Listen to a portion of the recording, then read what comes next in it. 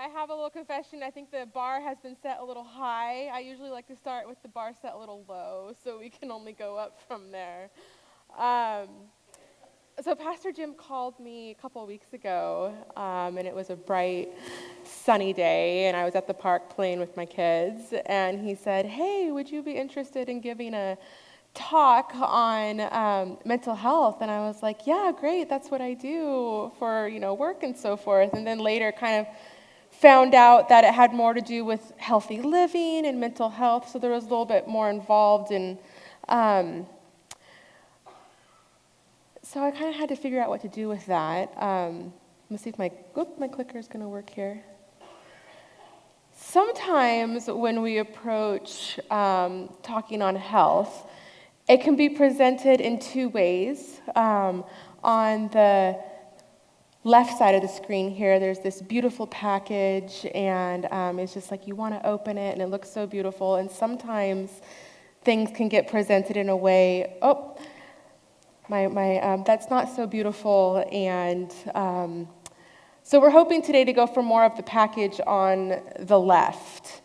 And the verse that we're going to work on scaffolding this talk around is found in Luke 2:52, where it states, "And Jesus increased in wisdom and stature and in favor with God and man." And when we think about wisdom, wisdom has to do with our life experience and what we learn along the way and how we apply that. Stature has to do with our physical health, and so we can think about what we eat and what we take in. In favor with God and man, we think about our spiritual health, and with men, it's with our social relationships. And what I want to focus on today is more of our emotional and our social health. There's a statement that I want to read to you. It's written by a woman, Ellen White, who I think some of you went to a movie this week that was recently released. I didn't get a chance to see it, but just giving some really great history on how our church came to be. And this comes from one of her books. It's called The Ministry of Healing. And it's a statement that has helped shape my mindset on how I tend to look at what's going on in people's lives. And it says that the relation that exists between the mind and the body is very intimate. When one is affected, the other sympathizes. The condition of the mind affects the health to a far greater degree than many realize. Many of the diseases from which men suffer are the result of mental depression, grief, anxiety, discontent, remorse, guilt, distress. All tend to be broken down the life forces and invite decay and death.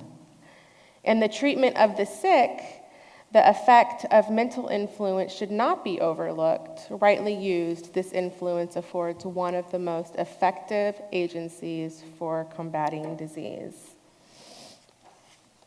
So for many of you who don't know, I work as a mental health therapist. This is my cup that holds a warm substance that I enjoy in the morning.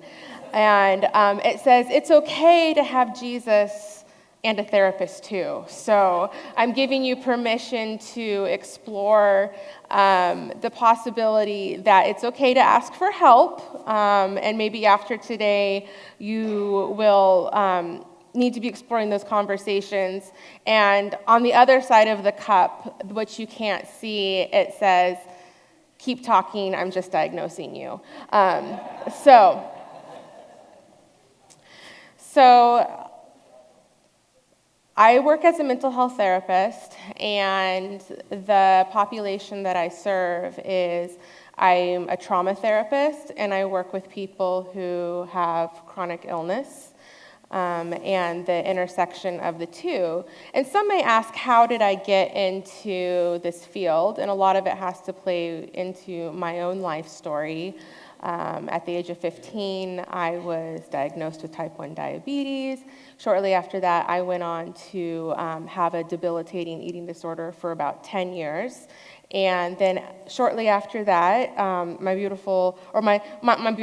very handsome husband, he was introduced to me and really has been a life-saving force to me. But after Andy and I got married, I got pregnant. I had a horrific pregnancy, and shortly after having our son, Levi asked me to mention him in the sermon today, so shout out to Levi. And after I had Levi, he was 10 weeks premature, but my body had been through, with the diabetes and the poor health, I went into renal failure, and I had a kidney transplant a year after Levi was born. And kind of through all of those dark phases in life, I was just like, how did I get here? I was raised with the right formula of, I was raised in an Adventist home. I went to Adventist school. We ate a vegetarian diet. We were a very, traditional, healthy Adventist family. And so how did I get there? And that started me on a journey of trying to understand my story. And I began seeing my own therapist, and that helped me learn my story. Eventually, after you outgrow counseling, you decide, I'm going to go to school and learn to be a counselor because that's the next step. And so there's one of my professors, she used to say, research me search, and I think there's a lot of truth in that. But I remember sitting in class one day, and there was a research study that was shared with me, and it's called Adverse Childhood Experiences, or ACEs. And some of you may be familiar with this study. Others of you may be hearing it for the first time. But the premise of the study is the foundation for ACE study was conducted by the Centers for Disease Control in Kaiser Permanente in the mid-1990s. With a group of patients insured through Kaiser Permanente, the initial study focused on how traumatic childhood events may negatively affect adult health. The 17,000, so large population, participants surveyed were asked about the experiences with childhood maltreatment, family dysfunction, and current health status and behaviors. The ACE study found a direct link between childhood trauma and adult onset of chronic disease, incarnation, and employment challenges. The higher number of ACEs, the greater incident of negative outcomes. And so when they looked at what ACEs were, they were things like physical abuse, emotional abuse, sexual abuse, neglect that could be physical or emotional, or if there was a household dysfunction, maybe a parent had a mental illness, or a parent or a relative was in jail, there was substance use, the mother treated violently, or even a divorce. So this quickly came into a questionnaire, and I actually use this with my clients when they come in for an intake and try to figure out what their ACE score may be. And so there's questions on there like, did a parent or other adult in the household swear at you, insult you, or put you down? So if that's a yes, you would check yes. If it's no, check no. Did a parent or other adult in the household often push, grab, slap, or throw something at you? Did an adult or person at least 5 years older than you ever touch or fondle you in a sexual way? Did you often feel that no one in your family loved you or thought you were important or special? Did you often feel that you didn't have enough to eat, had to wear dirty clothes, or had no one to protect you? Was a biological parent ever lost to you through divorce, abandonment, or other reason? Was your mother often pushed, grabbed, slapped, or had something thrown at her?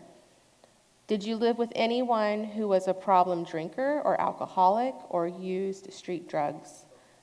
Was a household member depressed or mentally ill, or did a household member attempt suicide? And then the last one, did a household member go to prison?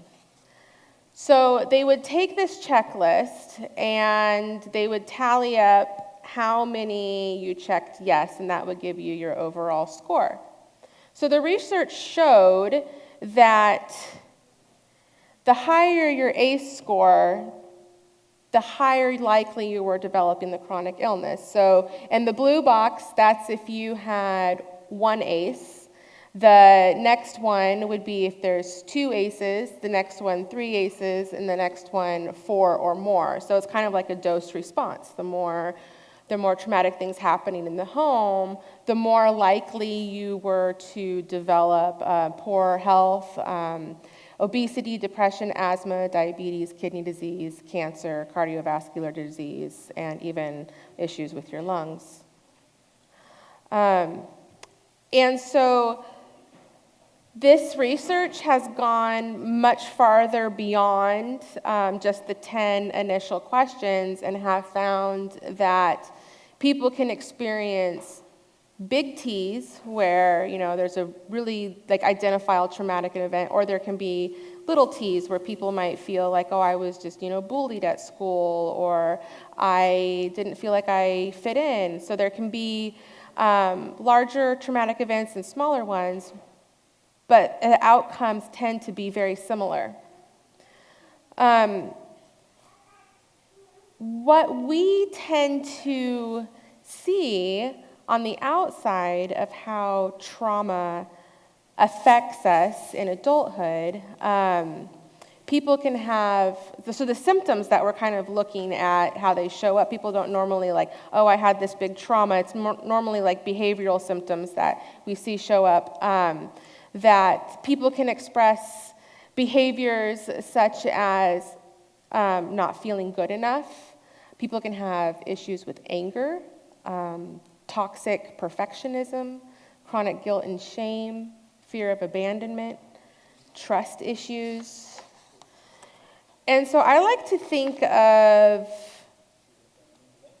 behaviors as an iceberg. So oftentimes we'll interact with somebody and we look at how they're behaving, and we're only seeing the tip of the iceberg. Why is that person acting so angry? Why is that person avoidant? Why does that person have to be so controlling?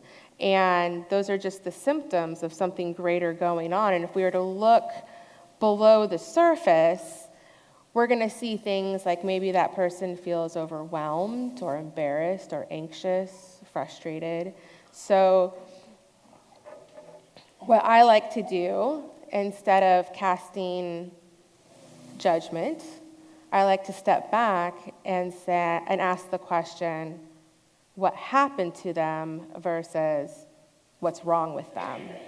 And I think that gives us a much more empathetic way to approach people, wanting to understand their greater story instead of putting labels. And I think this question could also be applied to ourselves, where we can ask ourselves, what happened to me versus what's wrong with me, and trying to understand our own story and from a more compassionate approach. I'll work with clients who come in and they have a lot of shame about their behaviors, a lot of guilt about their behaviors, and one of the things I challenge them to do is, instead of looking at yourself with judgment, I want you to be curious about yourself. Why do I do that?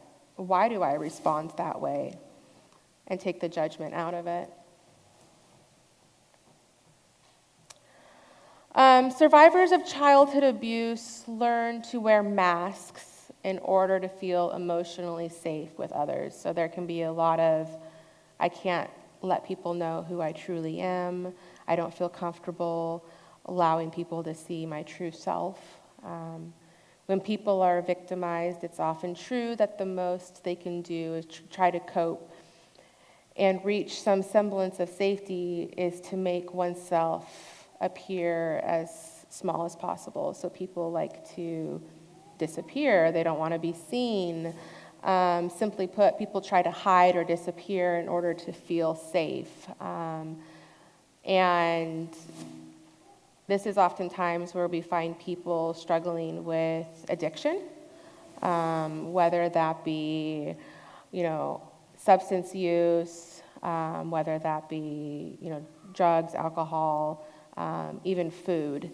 I work with a lot of clients who have, I don't like to say the word eating disorders, but more disordered eating, where food becomes a way of coping and being able to help the feelings of, the uncomfortable feelings of anxiety and sadness and comfort oneself with food. And so there's this, addictions love to, they love to grow in isolation and pulling people away from their community and to be alone. The problem with that is that it creates loneliness, and research has shown that loneliness has such far-reaching consequences that the health impact is comparable to smoking up to 15 cigarettes a day. I think this guy has more than 15 cigarettes in his mouth, but I really just was hoping the picture would prove its point here, that you're going to make that you're going to, that's going to really sink in. But it's like sometimes we think that, I'm just going to off and be by myself and I'm going to cope by myself, but we really need community. Loneliness and being by oneself is not good for your health. It increases the risk of heart disease, depression, and cognitive decline. So I think if we go back to my insecurity about presenting this health topic is that I think our church has such a beautiful message that we've been called to preach to the world, and it is a beautiful health message. But sometimes, tools can be presented more like weapons. And so I want you to think of our health message as ingredients. And so we have, some of you may be familiar with the New Start program, and so that's a wonderful program for regaining health. We want to throw some lifestyle habits in there. We want to throw what you're eating, what you're exercising, your mental health. I want you to think of this as, instead of a formula on how to be a healthy person, as more of ingredients. And these are all really great ingredients. However, there's one vital ingredient that we all need to have if it's going to bind. If you're a cook or a baker, oftentimes when you're making something, you're like veggie burger patties. You need a binder to hold that all together. Otherwise, it just kind of falls apart. And I want you to think of, we need love as the vital ingredient when we present the truth that we have to the world. And we are living in a world right now that feels so hateful. I sit with clients who, I also work with clients who have religious trauma, and even though their stories are different, their stories are very similar. And I think that we can have the right religion, but if we don't have this, we're missing everything. And so we have to start here with with how we share our truths with others.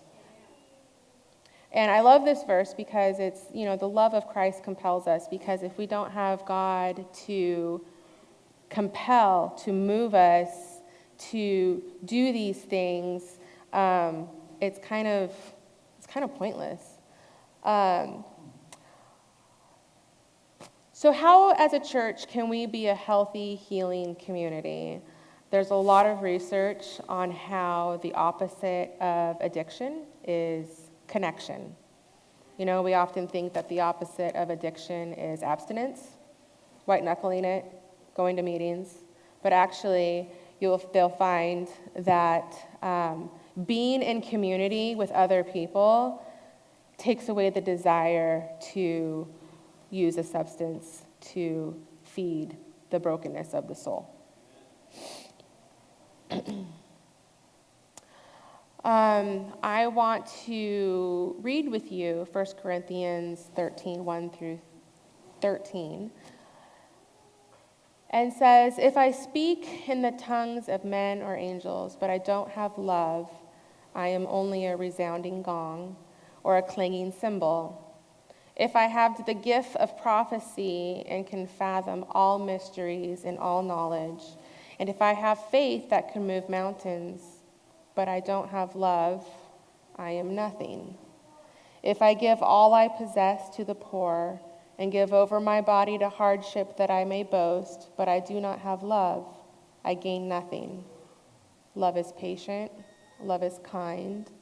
It does not envy, it does not boast, it is not proud, it does not dishonor others, it is not self-seeking, it is not easily angered, it keeps no record of wrongs. Love does not delight in evil, but rejoices with the truth. It always protects, always trusts, always hopes, always perseveres. Love never fails. But where there are prophecies, they will cease. Where there are tongues, they will be stilled. Where there is knowledge, it will pass away.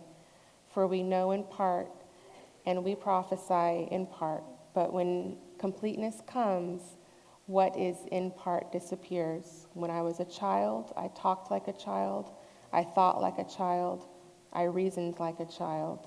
But when I became a man, I put the ways of childhood behind me. For now we see only a reflection as in a mirror. Then we shall see face to face. Now I know in part, then I shall say fully, even as I am fully known.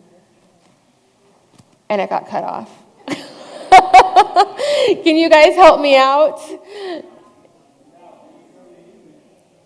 Faith, hope, and love. The greatest of these is love. That's right. And I think this verse is a great reminder that we can have all these things, but if we don't have the essential ingredient of love, we're nothing but a clanging gong. And I don't know about you, but I don't want to be a gong. Thanks, Jim, for putting me up here. I hope I'm not being a gong.